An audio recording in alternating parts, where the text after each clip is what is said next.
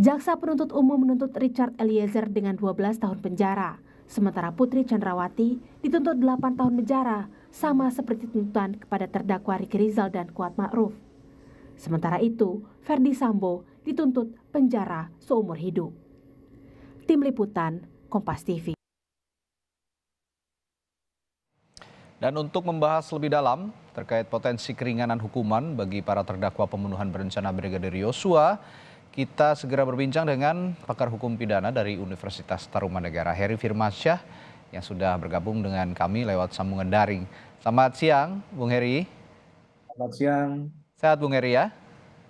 Insya Allah. Ya, ini pertanyaannya untuk Bung Heri begini, tanpa bermaksud untuk mendahului putusan hakim gitu ya.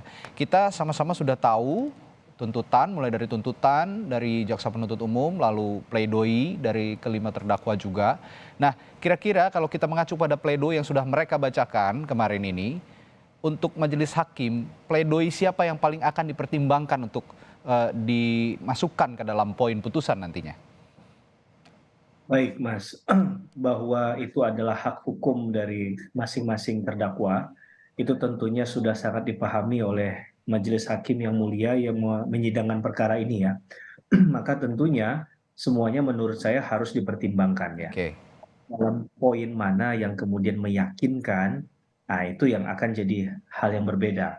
Narasinya begini, bahwa ketika seseorang dihadapkan pada dua orang yang menangis begitu, Ya. itu tangisannya mungkin dilihat sama-sama menangis, tapi motifnya menangis, kemudian juga benar atau tidaknya pesan itu tersampaikan juga ke yang melihat dan menyaksikan, itu nanti nilai setiap orang bisa berbeda. Nah, kita nggak tahu keyakinan hakim mana yang kemudian bisa muncul di situ, tersentuh hatinya melihat apa yang disampaikan. Tapi kalau kita lihat dalam bahasa-bahasa yang tadi dicuplikan oleh Kompas TV misalnya yang di dalam pledoi, itu kan ada pledoi yang bisa sampai menuliskan dengan runtut begitu ya, dengan cermat.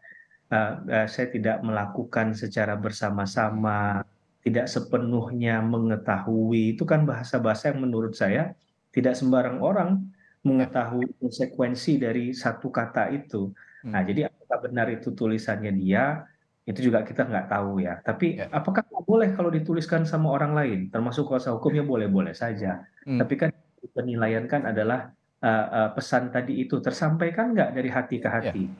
Ini kan message-nya ada kan, delivery message-nya mau kemana? Pasti tentunya ke hakim.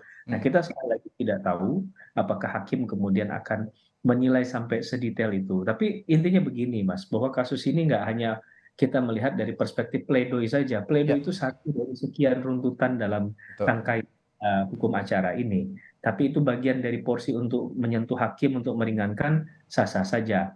Tapi yang menjadi aneh kan ketika klaim misalnya di satu pledoi bahwa ada hal-hal baru yang disampaikan seperti ancaman pembunuhan. Ini oleh yang menyampaikan, tapi persoalannya apakah kemudian itu bisa dimaknai sebagai satu kebenaran baru atau malah mempersulit keadaan ya, karena itu di fase sebelumnya di tahap pembuktian misalnya. Ya, bisa saja majelis hakim menganggap pernyataan tersebut jadi inkonsisten begitu ya, Bung Heri? Ya, sangat mungkin itu terjadi dan menurut saya begini, dalam perspektif ini kan kita mau melihat apakah yang dilontarkan dalam pembuktian, termasuk dalam pledoi bahwa almarhum Brigadir Yosua melakukan tindakan keji menurut terdakwa yang lain gitu kan, PC misalnya, apakah itu terbukti atau tidak?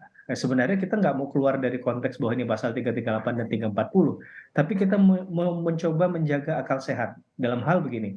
Apakah yang dilakukan oleh Joshua kalau memang benar, ya, kalau memang benar, mengapa dia tenang-tenang saja? Ini kita kagum dengan orang yang bisa melakukan hal ini. Dia tahu kalau dia tidak melarikan diri, hal buruk pun bisa terjadi pada dia yang melakukan, kan? Ya.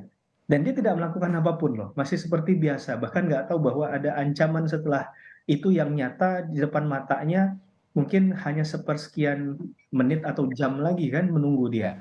Yang kedua, orang yang disakiti bolehlah dipenganggap bahwa saya memaafkan. Ini luar biasa juga menurut saya, tidak semua orang mampu melakukan hal itu. ketika ada hal baru, ada ancaman pembunuhan katakanlah, dan ini tidak main-main, Mas. Ya. Itu ditujukan kepada orang yang di sekitarnya yang dia sayangi. Biasanya orang kalau untuk dirinya dia masih bisa menahan, tapi ketika ada orang lain yang dianggap dia sayangi, dia cintai, terancam juga, maka dia biasa akan melakukan satu tindakan. Hmm. Dan ini pun tidak dilakukan tindakan itu. Nah, bagaimana kemudian hal ini bisa meyakinkan hakim? Cerita mana yang kemudian bisa hakim memaknai sebagai suatu hal yang benar begitu. Nah, itu Ya. biarkan hakim yang menilai. Tapi kita pun perlu menilai itu dalam dalam hal melihat perkara ini ya. Hmm. Masalah Ya. benar tidaknya silakan sekali lagi hakim yang memutuskan nanti. Ya. Kalau saya lihat dari pernyataan Mas Heri, Bung Heri ini, saya mengacu kepada pledoi yang dibacakan oleh Putri Chandrawati yang lagi-lagi sepertinya Bung Heri ingin mengatakan banyak sekali logika yang dihancurkan oleh pledoi Putri Chandrawati yang juga punya pernyataan yang sama pada kesaksian-kesaksian atau pernyataan-pernyataan sebelumnya di persidangan. Nah, dari tadi juga saya tertarik soal orisinalitas pledoi yang dibuat oleh masing-masing terdakwa begitu Bung Heri. Dari Putri Chandrawati, Verdi Sambo, Kuat Ma'ruf, Ricky Rizal, dan Richard Eliezer. Menurut Anda, mana pledoi yang paling orisinil yang dibuat oleh masing-masing terdakwa kemarin? Saya tidak mau masuk dalam jurang itu ya Mas, yang bahaya ini. Kita nggak objektif. Tapi dalam hal begini, bahwa pledoi itu bukan banyak-banyakan halaman. Ya.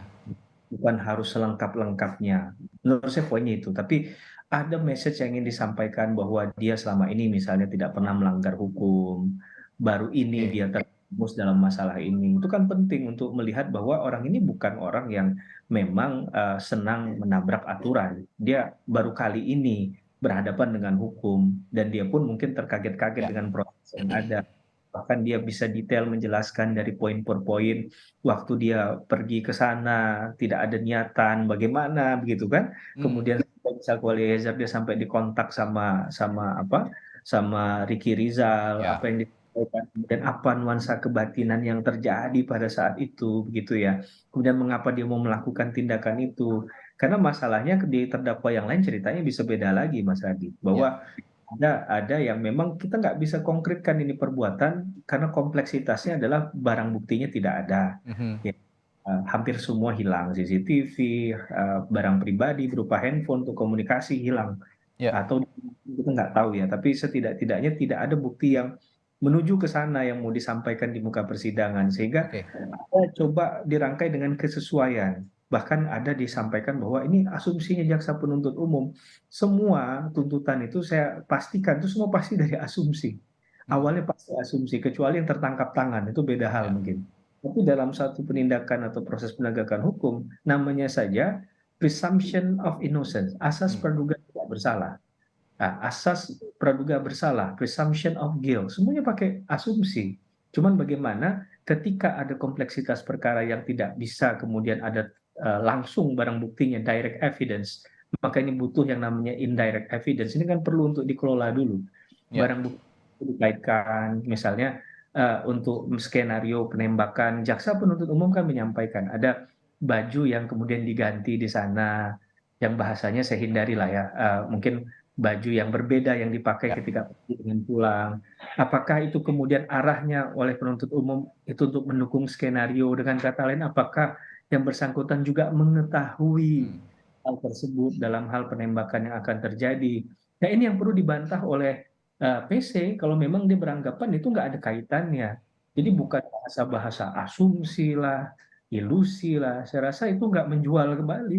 Itu hanya fenomenal di seakan-akan di ruang persidangan. Tapi pembuktian yang penting ini, yang bunyi ini adalah Baik. bagaimana membantah habis-habisan dalil itu dengan bukti Baik. konkret, ya, bahwa memang dia biasa kalau pergi menggunakan baju itu, mungkin dia ada CCTV lain Ya. atau ada kesaksian lain, memang dia biasa menggunakan baju itu, kan menurut saya hal yang menarik ya untuk dikaji, dan jadi keterangan itu bisa berdaya guna, bernilai guna bagi yang menyampaikan juga. Jadi kita Baik. tidak menjustifikasi bahwa yang benar itu adalah jaksa penuntut umum, yang pasti salah adalah tim kuasa hukum, nggak begitu.